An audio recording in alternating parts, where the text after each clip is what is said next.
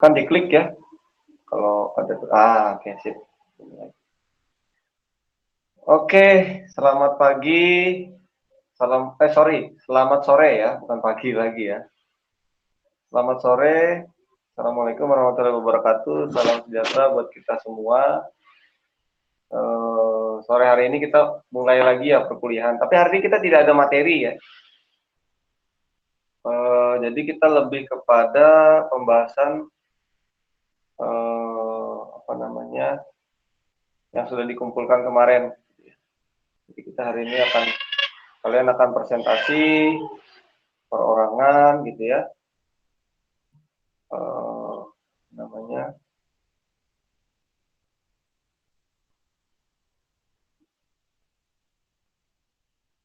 Nanti akan kalian sampaikan gitu ya. Oke. Ini ada yang mau mengajukan diri nggak? Tolong Gus Wijaya ganti bajunya dulu ya, baju kuliah ya. Yang lain yang belum ganti baju kuliah, silahkan diganti ya, bajunya rapi ya. Kemarin ada aturannya kemarin ya, sudah disampaikan. Oke, ada yang mau mengajukan diri nggak nih? Jadi relawan, volunteer, ada nggak? Atau saya tunjuk? Ada nggak?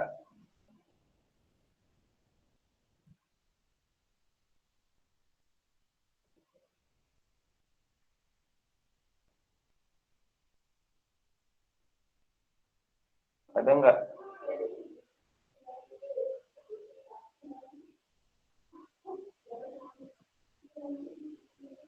Oke, saya aja ya berarti ya tunjuk ya. Oke, saya lihat di sini aja. Saya lihat dari urutan paling belakang yang Muhammad Hanif. Coba Anda presenting. Oke, sebentar ya Pak. Silakan. Oke. Gak ada suaranya ya? Halo. Ada nggak suaranya? Halo Pak. Halo. Ya. Halo. Halo. Ya, coba lagi. Sudah terdengar suaranya? Ada nggak suaranya? Ada Pak. Apa headset saya ya? Ya. Oke. Baru kedengaran. Oke, silakan. Hanif. Kamera Oke, siap Pak. Bentar. Ya, kamera dibuka.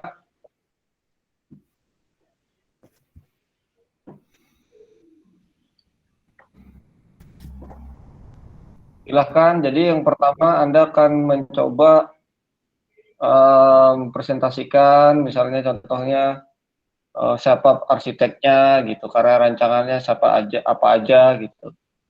Nah ini ada reviewnya kan kemarin sudah dari latar belakang, dari namanya dulu kan latar belakang beliau seperti apa, proses arsiteknya menemukan konsep gimana gitu ya, menurut apa yang Anda dapat gitu, karakteristiknya seperti apa gitu ya, prinsip dalam merancangnya seperti apa, langgam-langgamnya ya.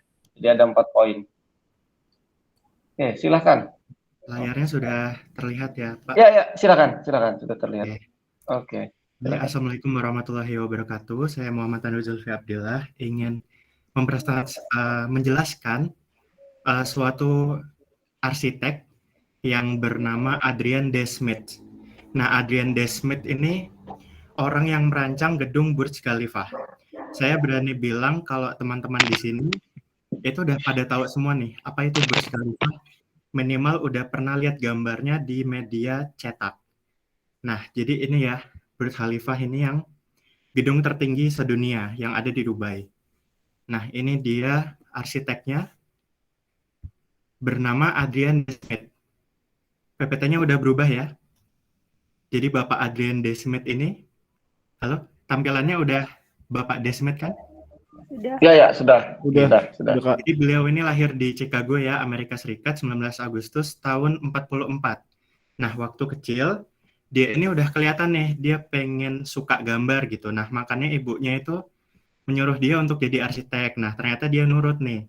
Nah, dia nurut, kemudian dia mulai kuliah S1 arsitektur, seperti kita sekarang nih di Texas A&M University. Nah, tapi nggak selesai.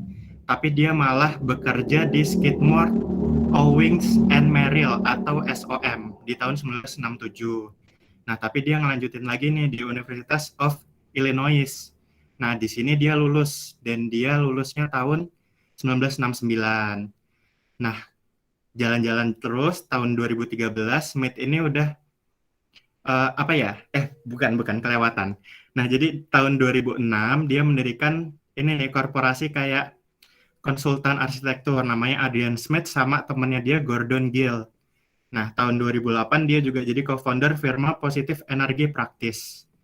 Nah, kan dia itu ya udah memberikan rancangan yang banyak dan terkenal dan bagus-bagus, makanya dia mendapatkan penghargaan nih. Nah, dia tuh udah dapat penghargaannya tuh udah banyak banget, bahkan dihitung tuh lebih dari 125 penghargaan. Ada 5 penghargaan yang internasional, 9 Institute of Architect tingkat nasional, nah 35 penghargaan negara bagian tuh kayak kita tingkat provinsi. Nah, kalau di Amerika itu negara bagian. Nah, dan penghargaan lainnya. Nah, kan tadi di A&M University itu Texas A&M University kan nggak lulus ya. Tapi 2013 itu dia diberi surat kehormatan gelar doktorat. Jadi kayak apa ya, kita biasa ngelihat kayak siapa pendiri Facebook itu kan dia DO ya dari Harvard, tapi dia juga bisa dapat kayak gini gitu. Nah, ini yang pertama itu adalah konsep desain. Nah, jadi dari mana sih si Pak Smith itu tahu terinspirasi bentuknya Burj Khalifa itu kok bisa kayak gitu? Nah, ini kan bentuk Burj Khalifa itu kayak gitu ya. Pasti udah pada tahu semua lah. Nah, ternyata konsepnya itu dia tahu dari bentuk bunga himnenokalis. Nah, jadi bunga himnenokalis itu yang di tengah ini ya. Kelihatan kan ya? Jadi kayak bunga putih, terus dia ada kayak elemen-elemen yang menjulang gitu. 1, 2, 3, 4, 5. Nah, itu kayak dasarnya ini yang di gambar sebelah kiri. Nah, jadi kayak dasarnya itu dari sini, dari bunga itu. Nah, kemudian Smith itu meneruskan desainnya ke atas, ke atas, ke atas. Nah, ini kan ke atas tuh dia lanjut, terus tambah lama dia kayak menyusut ke dalam gitu, ukurannya nambah mengecil. Nah, itu tuh ternyata dari penurunan desain itu, keislaman. Seperti contohnya yang ada di Masjid Agung Samara ini. Nah, ini masjidnya kalau bisa dilihat itu kayak dari bawah besar, kemudian ke atas semakin mengerucut, mengerucut, mengerucut. Nah, itu diadopsi sama Pak Smith ini. Nah, kalau di sini bisa dilihat perlantainya. Nah, ini dari yang biru-biru ini kan lebar banget ya. Terus nambah lama dia nambah kecil, nambah kecil, nambah kecil, nambah kecil, sampai di atasnya itu dia jadi menara. Nah, jadi yang di atas tuh dia bukan ruangan, tapi dia menara. Jadi ruangannya tuh nggak nyampe atas banget. Nah, kemudian slide selanjutnya itu apa ya? Apa yang menjadi karakteristik dari Pak Smith ini? Nah, jadi kalau aku ambil dari websitenya Pak Smith sama Gordon Gill, temannya dia itu, dia ini nih, bisa dibaca ya teman-teman. We support our client in the realization of their vision. Nah, jadi kalau saya artikan ya, yang saya pahami, jadi Pak Smith ini pengen berusaha untuk apa ya, apa yang klien inginkan saya jadiin nih. Nah, kenapa kok bisa gitu? Kita coba lihat ya. Nah, kan ini yang paling kanan itu Burj Khalifa ya, tapi yang paling kiri, teman-teman ada yang tahu nggak di sini itu gedung apa? Halo? Gedung apa? Silakan. Nah, jadi gedung ini tuh gedung di Cina, gedung yang dipakai oleh organisasi tembakau nasional di Cina. Nah, kenapa bentuknya kayak gitu? Mungkin kalian kalau ketemu orang Cina ya, itu tuh punya apa ya?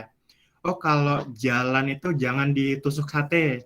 Oh, kalau misalnya kalian lihat gedung-gedung bangunan di Hong Kong ya, itu tuh ada kayak gedung nih, nah terus tengah-tengahnya tuh bolong.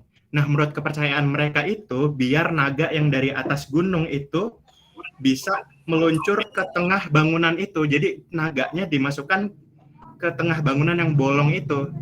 Nah, jadi kalau orang Cina tuh gitu ya, mungkin orang Jawa juga ada, tapi Cina kepake di gedung-gedungnya. Jadi dia maksudnya filosofinya itu untuk menarik energi positif dari lingkungan sekitar. Nah, makanya bentuknya kayak gitu. Mungkin menurut kepercayaan Cina begitu. Nah, kemudian yang tengah ini, mungkin kalian bisa lihat, itu tulisannya Trump ya, berarti ini Trump Tower yang agak baruan nih. Nah, Trump Tower ini kenapa kok bentuknya nggak unik ya, kenapa nggak kotak? Ternyata tujuannya itu untuk, apa ya, biar visual kita melihat gedung-gedung di New York itu tetap lanjut.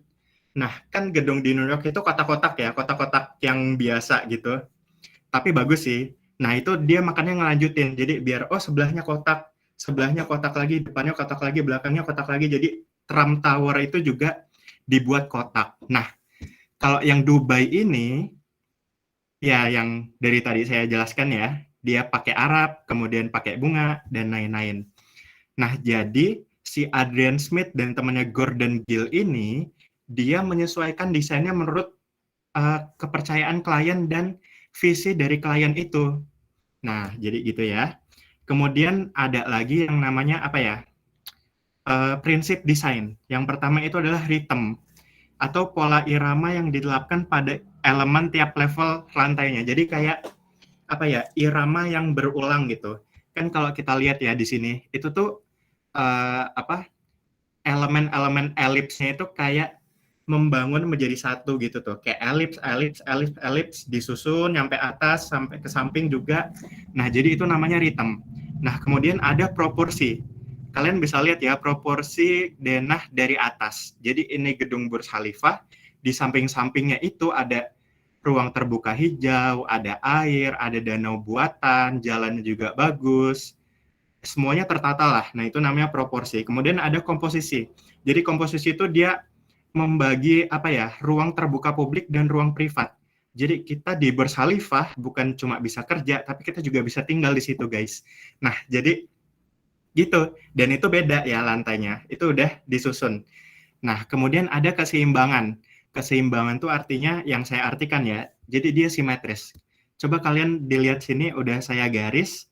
Itu adalah pola dasar lantai dari Burj Khalifah. Nah, jadi dari tengah dibagi jadi kuadran kanan dan kiri, dia itu simetris. Kemudian miring dikit simetris. Kemudian miring yang satunya lagi juga simetris. Jadi bagus gitu loh. Mungkin kalau kita lihat ini agak nggak simetris ya, tapi itu bentuk estetikanya, tapi sebenarnya dasarnya itu simetris. Jadi itu sih Bapak Adrian Desmith. Terima kasih.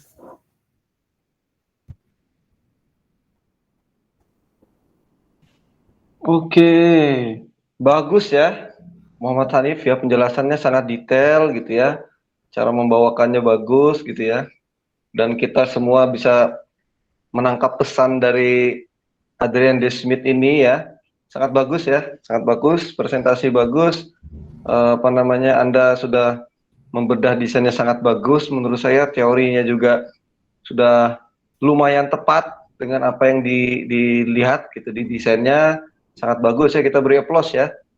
Walaupun nggak kedengaran ya. Hah? Sangat Nggak bagus ya. Pak? Iya, nggak kedengaran ya. Masa sih, Pak? Oke. Suaranya Iya, makasih ya. dari tadi. Nggak kedengaran suaranya. Suara applause-nya nggak kedengaran. Oh ya, oke. Terima kasih, Bapak. Ya, silakan disclose. Saya akan lihat lagi nih, saya mencari arsitek yang menurut saya menarik nih. Yang perlu kita simak ya. Tadi udah bagus ya penjelasan Hanif, dia kayaknya sudah melihat gitu sampai kedalaman gimana konteksnya gitu ya. Sangat menarik. Gimana? Yang lain menarik nggak? Melihat karakteristik arsitek, kita jadi tahu desainnya, kita jadi tahu konteksnya apa sih yang mau dia cari.